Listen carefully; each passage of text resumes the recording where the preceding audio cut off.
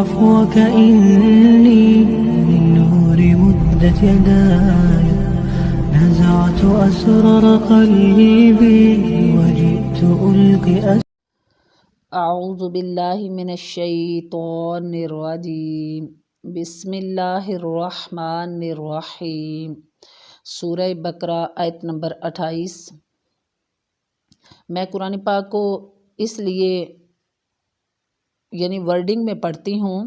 تاکہ آپ قرآن پاک کا ترجمہ اور تفسیر سیکھنے کے ساتھ ساتھ قرآن پاک کی تجوید بھی سیکھیں۔ تو یہ تجوید کے ساتھ میں قرآن پاک کا ایک ایک لفظ آپ کو پڑھ کے بتاتی ہوں، اور اس کے ساتھ پھر لفظی ترجمہ چل رہا ہے، اور اس کے ساتھ پھر اس کی تفسیر الحمدللہ اللہ کی توفیق سے چل رہی ہے۔ اللہ تعالی ہماری اس نیکی کو قبول فرمائے اور اللہ پڑھنے اور سننے والوں کو اس پر عمل کی توفیق عطا فرمائے۔ کیف تکفرون باللہ وکنتم امواتا فاحیاکم ثم یمیتکم ثم یحییکم ثم الیہ ترجعون۔ کیفا کس طرح تکفرون تم انکار کرتے ہو باللہ اللہ کا، وکنتم حالانکہ تم تھے امواتن مردے، فاحیاکم پھر اس نے زندگی دی تمہیں، کم کمانی تمہاری تمہیں یہ آتا ہے، ثم پھر یمیتکم وہ موت دے گا تمہیں، ثم پھر یحییکم وہ زندہ کرے گا تمہیں، ثم پھر الیہ طرف اسی کی ترجعون تم لوٹائے جاؤ گے۔ اس آیت میں انسان پر وارد ہونے والی 4 کیفیات کا ذکر کیا گیا ہے۔ پہلے موت کا، پھر زندگی کا، پھر موت کا، پھر زندگی کا۔ روح اور جسم کے ملنے کا نام زندگی اور ان کے جدا ہونے کا نام موت ہے، یعنی جب روح جسم سے جدا ہو جاتی ہے تو موت واقع ہو جاتی ہے۔ پہلی حالت موت ہے، یعنی جملہ انسانوں کی ارواح کو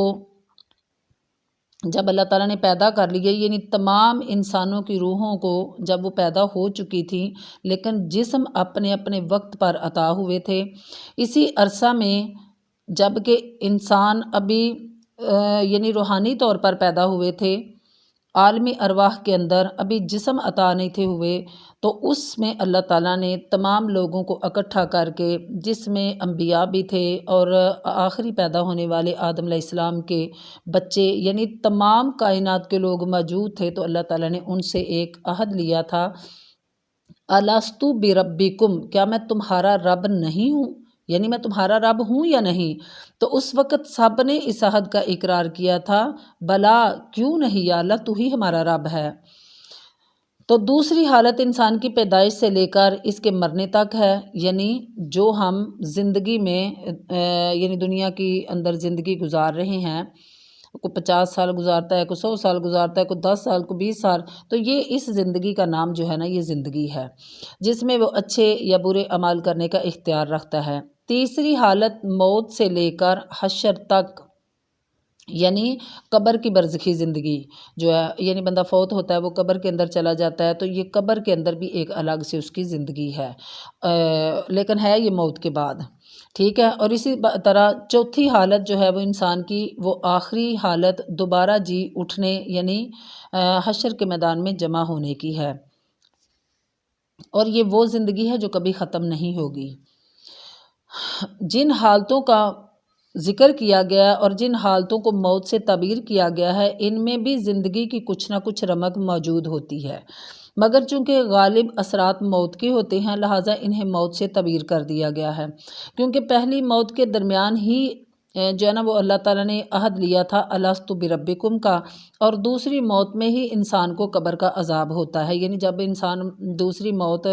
اس پہ طاری ہوتی ہے اور وہ قبر میں جاتا ہے، تو اس وقت بھی زندگی کے اثرات اس میں موجود ہوتے ہیں، لیکن زیادہ موت ہی شمار کیا جاتا ہے۔ ظاہری بات ہے اس کو زندگی دی جاتی ہے تو نیک لوگوں کو جنت کی نعمتیں عطا کی جاتی ہیں قبر کے اندر، اور بد لوگوں کو جہنم کے عذاب میں مبتلا کیا جاتا ہے قبر کے اندر۔ اور دنیا میں بھی یہ حالت خواب سے سمجھا دی گئی ہے، کیونکہ خواب کی حالت میں انسان پر بیشتر اثرات موت کے غالب ہوتے ہیں، تاہم وہ عالم خواب میں چلتا ہے، پھرتا ہے، کھاتا ہے، پیتا ہے، یعنی ویسے تو انسان چارپائی پہ سویا ہوتا ہے لیکن خود تو وہ سویا ہوتا ہے، لیکن اپنی خواب کے اندر ہی وہ کیا ہوتا ہے، یعنی جب کوئی خواب دیکھ رہا تو وہ چل پھر رہا ہوتا ہے، وہ کھا پی رہا ہوتا ہے اور کئی طرح کے کام کر رہا ہوتا ہے۔ اور خواب یا نیند کو حدیث میں موت کی بہن بھی قرار دیا ہے۔ اسی طرح جو ہم لوگ سوتے ہیں یعنی جو نیند کی صورت میں جاتے ہیں تو اس کو بھی اللہ تعالیٰ نے یعنی موت کی بہن قرار دیا ہے، زندگی کی نہیں۔ نیز سونے کے وقت یہ دعا سکھائی گئی ہے، اللہم بسمک اموت و احیا، یعنی اے اللہ میں تیرے نام کے ساتھ ہی اموت یعنی سونے لگا ہوں، مرنے لگا ہوں، یہ موت نیند کی بہن ہے نا، اور واحیا اور تیرے ہی نام کے ساتھ میں انشاءاللہ بیدار ہوں گا یعنی زندہ ہوں گا۔ تو موت جو ہے وہ سلبی چیز نہیں بلکہ ایجابی ہے۔ تو اللہ تعالیٰ نے موت کو پہلے پیدا کیا اور زندگی کو بعد میں، جیسے اللہ تعالیٰ قرآن پاک سورہ ملک کے اندر ارشاد فرماتا ہے، الذی خلق الموت والحیات لیبلوکم ایکم احسن عملا، اسی نے موت اور زندگی کو پیدا کیا تاکہ تمہیں آزمائے کہ تم میں سے کون اعمال کے اعتبار سے اچھا ہے۔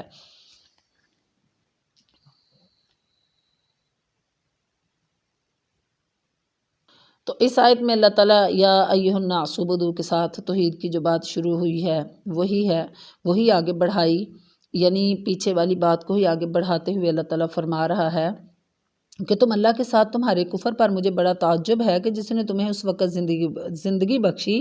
جب تم بے جان تھے یعنی موجود ہی نہ تھے، پھر وہ تمہیں موت بھی دے گا، زندگی اور پھر موت کا یہ سلسلہ جو تمہارے سامنے ہے یہ اللہ تعالیٰ کے وجود اور توحید کی کھلی دلیل ہے، اور تمہیں دوبارہ زندہ کر کے اپنے سامنے حاضر کرنے کی بھی دلیل ہے، اور تم پھر بھی اللہ تعالیٰ کے ذات کے ساتھ شرک کرتے ہو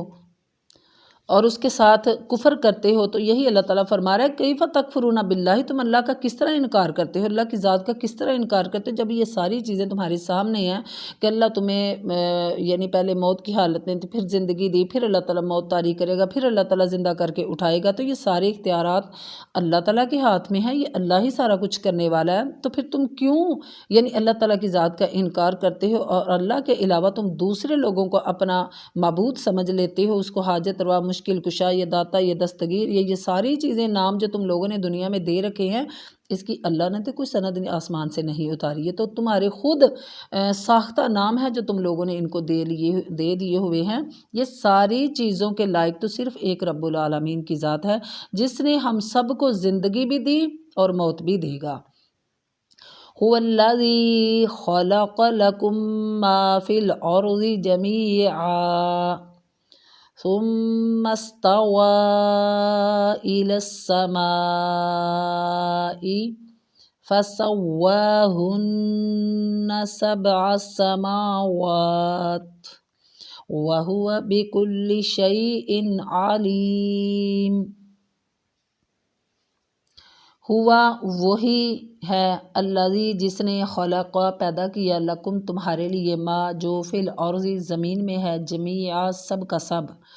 ثم استوى پھر وہ متوجہ ہوا، الی السماء طرف آسمان کے، فسواہن پس اس نے درست کر کے بنا دیا انہیں یعنی آسمانوں کو، سبع سات سماوات آسمان، وہو اور وہ بکلی ہر شیء چیز کا علیم خوب علم رکھنے والا ہے۔ اس آیت میں یہ فرمایا گیا ہے کہ انسان کے کفر پر تعجب کے لیے اللہ تعالیٰ کی مزید احسانات کا ذکر ہے کہ زمین میں جو کچھ ہے سب اس اکیلے اللہ نے پیدا کیا اور تمہارے لیے پیدا کیا، پھر اس نے آسمانوں کو درست کر کے 7 آسمان بنائے، ایسے محسن سے تم کس طرح کفر کرتے ہو، وہ تو ہر چیز کو خوب جاننے والا ہے، تمہارا کفر بھی اس سے مخفی نہیں ہے یعنی پوشیدہ نہیں ہے، اپنا انجام آپ خود سوچ لیں جو اللہ کی ذات کے ساتھ شریک ٹھہراتے ہو۔ اس آیت سے یہ بھی معلوم ہوتا ہے کہ زمین آسمان سے پہلے پیدا کیے گئی، یعنی جو زمین ہے نا وہ آسمانوں سے پہلے پیدا کی گئی تھی اور بعد میں آسمان پیدا کیے گئے تھے، جیسے قرآن پاک میں ہی آتا ہے والارض بعد ذالک دحاہا۔ استوا کا مطلب ہے کہ ارادہ کرنے اور متوجہ ہونے کا۔ پھر اس میں یہ بھی فرمایا کہ یہ آیت اس بات کی بھی دلیل ہے کہ زمین میں جو کچھ ہے مجموعی طور پر انسان کے فائدے کے لیے ہے۔ اس کا یہ مطلب نہیں ہے کہ زمین کی ہر چیز انسان کے لیے حلال ہے، بلکہ اسے یہ فائدہ اللہ اور اس کے رسول صلی اللہ علیہ وآلہ وسلم کے احکام کے تحت اٹھانا ہوگا کہ کن چیزوں سے اللہ تعالیٰ نے فائدہ لینے کا حکم دیا ہے اور کن چیزوں سے منع فرمایا ہے، اور اس کی وضاحت یعنی قرآن و سنت میں کر دی گئی ہے۔ حلال بھی واضح ہے، حرام بھی واضح ہے۔ باقی آسمان کوئی تصوراتی چیز نہیں جیسا کہ آج کل کے ماہرین ہیت کا خیال ہے، بلکہ ٹھوس حقیقت ہے اور ان کی تعداد بھی 7 ہے، اور انسانوں کے لیے اتنی یعنی اللہ تعالیٰ کے نزدیک شان اور عظمت ہے کہ اللہ تعالیٰ نے فرمایا کہ میں نے تمام مخلوقات کو پیدا فرما کے انسان کو اشرف المخلوقات بنا دیا، کہ جن کے لیے میں نے کائنات کی ہر چیز پیدا فرما کے اور ہر چیز کو اس کے مسخر کر دیے جس سے وہ اپنی زندگی میں فائدے اٹھاتا ہے اور اٹھا رہا ہے۔ تو اللہ تعالیٰ ان آیات میں اپنے احسانات کا تذکرہ کر کے انسان کو یہ یاد دہانی دلا رہا ہے کہ اے انسان، اللہ تعالیٰ نے تیرے لیے جو کچھ پیدا کیا اور اتنا کچھ بنانے کے باوجود بھی تم اللہ کے ساتھ کفر کرتے ہو، اللہ کی ذات کا انکار کرتے ہو اور اللہ کے ساتھ دوسروں کو لا کھڑا کرتے ہو اللہ کے سامنے، تو یہ تمہارا ضمیر کیسے گوارا کرتا ہے کہ تم اللہ کو چھوڑ کر دوسروں کو اللہ کے برابر یا دوسروں کے اندر وہ اختیارات تصور کرنے لگ جو اللہ تعالیٰ نے اپنے پاس رکھے ہیں۔ تو اس آیت میں اللہ تعالیٰ اپنے احسانات کا تذکرہ کر کے انسانوں کو جو جھوڑ رہا ہے کہ اپنے رب کی، اپنے خالق کی تخلیق پہ غور کرو اور اللہ پر ایمان لے کے آؤ۔ وَإِذْ قَالَ رَبُّكَ لِلْمَلَائِكَةِ إِنِّي جَاعِلٌ فِي الْأَرْضِ خَلِيفَةً قَالُوا أَتَجْعَلُ فِيهَا مَن يُفْسِدُ فِيهَا وَيَسْفِكُ الدِّمَاءَ وَنَحْنُ نُسَبِّحُ بِحَمْدِكَ وَنُقَدِّسُ لَكَ قَالَ إِنِّي أَعْلَمُ مَا لَا تَعْلَمُونَ۔ وَإِذْ اور جب قال فرمایا ربو کا آپ کے رب نے للملائکتی فرشتوں سے انی بے شک میں جاعل بنانے والا ہوں فی الارض زمین میں خلیفہ ایک خلیفہ، قالو انہوں نے کہا اتجعلو کیا تو بنائے گا، فیہا اس میں من اس کو جو یفسدو فساد کرے گا، فیہا اس میں یعنی زمین میں، وَيَسْفِكُ اور وہ بہائے گا، دماء خون، وَنَحْنُ اور ہم، نُسَبِّحُ ہم تسبیح بیان کرتے ہیں، بِحَمْدِکَ ساتھ تیری تعریف کے، وَنُقَدِّسُ اور ہم پاکی بیان کرتے ہیں، لَکَ تیرے لیے، قَالَ فرمایا انی بے شک میں عالم جانتا ہوں، ما جو لا نہیں تعلمون تم جانتے۔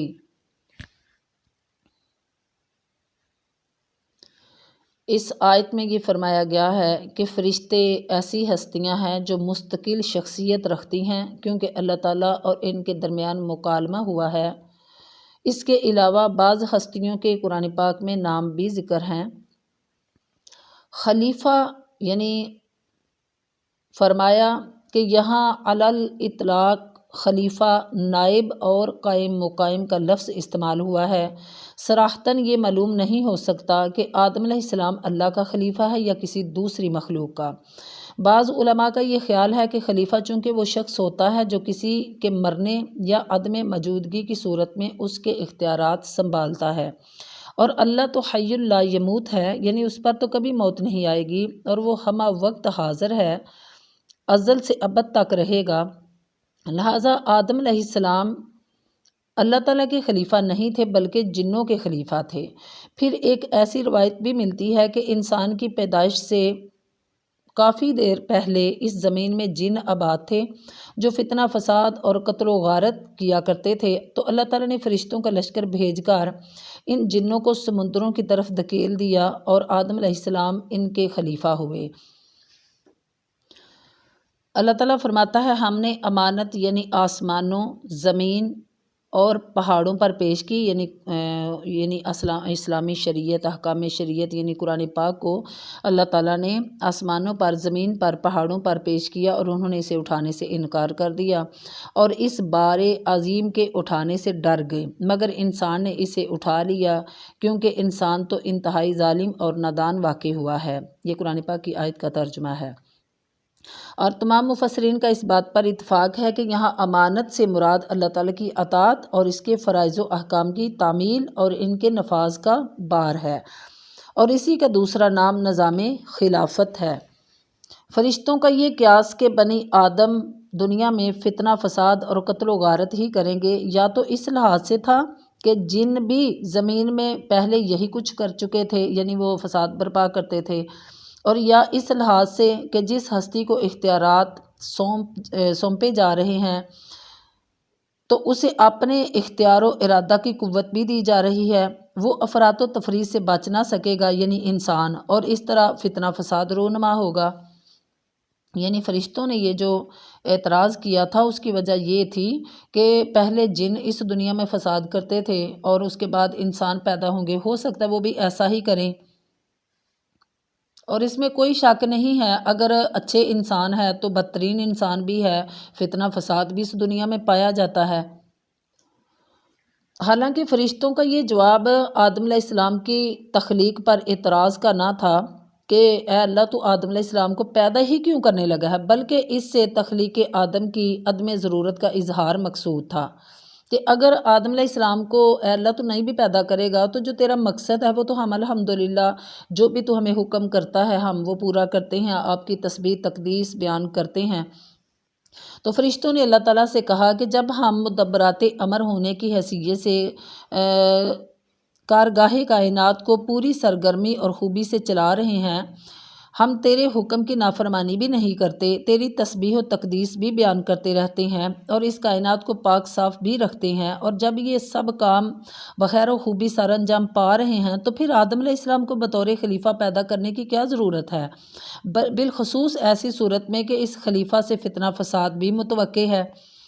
ان کا یہ مطلب نہیں تھا کہ ہم چونکہ تیری تسبیح و تقدیس کرتے رہتے ہیں لہٰذا خلافت کے اصل حقدار ہم ہیں تو آدم علیہ السلام کو کیوں پیدا کرنے لگا ہے، ایسا ان کا مقصد نہیں تھا۔ تسبیح و تقدیس کا مطلب یہ تھا کہ تسبیح کے معنی سبحان اللہ کہنا یا سبحان اللہ کا ذکر کرنا ہے، جو ہر قسم کے عیب، نقص اور کمزوریوں سے پاک ذات ہے، کہ اللہ تو پاک ہے، ہر کمزوری سے، عیب سے، نقص سے، ہر چیز سے پاک ہے۔ گویا یہ لفظ اللہ تعالیٰ کی خوبیوں کو مثبت انداز میں بیان کرنے اور اس کی حمد یعنی اس کی تعریف بیان کرنے کے لیے آتا ہے، اور تقدیس کے معنی ایسی باتوں کی نفی کرنا ہے جو اللہ تعالیٰ کی شایان شان نہیں ہے، اور قدوس معنی وہ ذات ہے جو دوسروں کی شرکت کی احتیاج اور شرک جیسی دوسری نجاستوں سے پاک ہے، یعنی قدوس وہ ذات ہے کہ جس کو ضرورت ہی نہیں ہے کہ وہ اپنے کسی معاملے میں دوسروں کو شریک کرے یا وہ محتاج ہو کہ دنیا میں سے کوئی اور مخلوق میرے ساتھ مل کے یہ نظام چلائے یا زمین و آسمان بنائے یا یہ کچھ کرے۔ اللہ تعالیٰ اس چیز سے بالکل بری ہے اور قدوس ہے اور پاک ہے۔ تو فرشتوں نے جب ایسا کہا تو اللہ تعالیٰ نے ان کو جواب دیا، قال انی اعلم ما لا تعلمون، انسان کی پیدائش کا مقصد جو میں جانتا ہوں وہ فرشتوں تم نہیں جانتے۔ اور یہی وجہ ہے کہ یعنی جب ہم رمضان کے بعد نماز عید کے لیے عیدگاہ میں جاتے ہیں، نماز ادا کرتے ہیں تو کھلے آسمان پہ اللہ تعالیٰ خود اپنے بندوں سے مخاطب ہوتا ہے اور فرشتوں کو گواہ بناتا ہے کہ میرے فرشتوں مجھے بتاؤ ایک مزدور جب اپنی مزدوری پوری کر لیتا ہے تو اس کی کیا جزا ہونی چاہیے، تو پھر فرشتے کہتے ہیں یا اللہ ان کو تو پوری جزا ملنی چاہیے۔ پھر اللہ تعالیٰ خود اپنے بندوں سے مخاطب ہو کے کہتا ہے میرے بندوں جو تم 30 دن نمازیں پڑھ کے، روزے رکھ کے، قیام کر کے، تلاوت کر کے، ذکر و اذکار کر کے، صدقہ و خیرات کر کے، یعنی صلہ رحمیاں کر کے، ہر طرح کی نیکیاں کر کے، دوڑ دھوپ کر کے جو میری پاس آج آئے ہو خوشی کے موقع پہ، تو آج تم جو بھی مجھ سے سوال کرو گے میں رب تعالیٰ تمہیں عطا فرما دوں گا۔ یہاں بھی فرشتوں کو گواہ بنانے کا مقصد یہی تھا کہ اس وقت تم لوگوں نے یہ کہا تھا کہ یا اللہ اتجعل فیہا من یفسد فیہا ویفسق الدماء، تو یہ دیکھیں یہ بھی تو میرے بندے ہیں نا جو میری فرمان برداری کرنے والے ہیں، جو میرے احکامات پہ عمل کرنے والے ہیں۔ اسی طرح جب کسی کا یعنی چھوٹا بچہ فوت ہو جاتا ہے اور روح قبض کر کے آسمان پہ جاتے ہیں فرشتے، تو اللہ تعالیٰ پھر ان کو جاننے کے باوجود پوچھتا ہے کہ تو میرے بندے کو یعنی جس میری بندے کا جگر کا ٹکڑا لے آئے ہو، پھول توڑ کے لے آئے ہو، ان کو کس حال میں چھوڑ کے آئے ہو، یعنی وہ کیا کر رہے تھے۔ تو وہ فرشتوں کو گواہ بنانے کا مقصد کیا تھا کہ اللہ نہیں جانتا ہے زمین میں انسان جب اس کی بچے کی روح قبض ہوتی ہے تو ماں باپ پہ کیا کیفیت طاری ہوتی ہے، اللہ تعالیٰ جانتا ہے، لیکن کئی مواقع پہ اللہ تعالیٰ فرشتوں کو گواہ کیوں بناتا ہے؟ یہی وجہ ہے جب انہوں نے یہ بات کہی تھی اتجعل فیہا من یفسد فیہا ویسفک الدماء، تو اللہ تعالیٰ پھر ان کو بتاتا ہے کہ دیکھیں جس یعنی عورت کا یا مرد کا یعنی وہ بچہ چھوٹا سا فوت ہوتا ہے تو وہ صبر کرتے ہوئے کیا کہتا ہے، الحمدللہ انا للہ و انا الیہ راجعون اللہم اجرنی فی مصیبتی واخلف لی خیرا منہا۔ تو اللہ تعالیٰ کو فرشتے کہتے ہیں کہ یا اللہ وہ تو تیری تعریفیں بیان کر رہا تھا، یا اللہ وہ تو تیری حمد بیان کر رہا تھا۔ تو اللہ تعالیٰ فرماتا ہے پھر میرے اس بندے کے لیے جنت کے اندر ایک محل تیار فرما دیں اور ان کے اوپر لکھ دے بیت الحمد، یہ تعریف کا گھر ہے ان کے لیے جو دنیا میں جن کو میں نے یعنی تکلیف دی ہے۔ تکلیف دینے سے مراد یہ ہے کہ میں نے اس کے بچے کی روح کو قبض کر لیا اور وہ پھر بھی میری تعریفیں کر رہا ہے، پھر بھی مجھ پہ شکوے نہیں کر رہا، یا اللہ میرے بچے کو کیوں تو اٹھا لیا ہے۔ تو یہ تو اللہ کی مرضی ہے، اور باقی یہ ہے کہ ساری چیزیں اللہ تعالیٰ کی، ہمارے پاس اللہ کی امانتیں ہیں، اللہ جب چاہے واپس لے لے، جب چاہے اللہ تعالیٰ ہمیں اسے فائدہ اٹھانے کا موقع عطا فرمائے۔ تو ہمیں اللہ تعالیٰ کا ہر حال میں ہی شکر ادا کرنا چاہیے، جو اللہ نے دیا اس پر بھی شکر ادا کرے، جو اللہ نے نہیں دیا وہ بھی اللہ ہی جانتا ہے کہ اس میں کیا مصلحت تھی۔ تو اللہ تعالیٰ ہمیں اپنے پر ہی ایمان لانے کی اور اپنے ہی احکامات پر عمل کرنے کی توفیق عطا فرمائے۔ وآخر دعوانا ان الحمد للہ رب العالمین۔ نور مدت يداي نزعت أسرار قلبي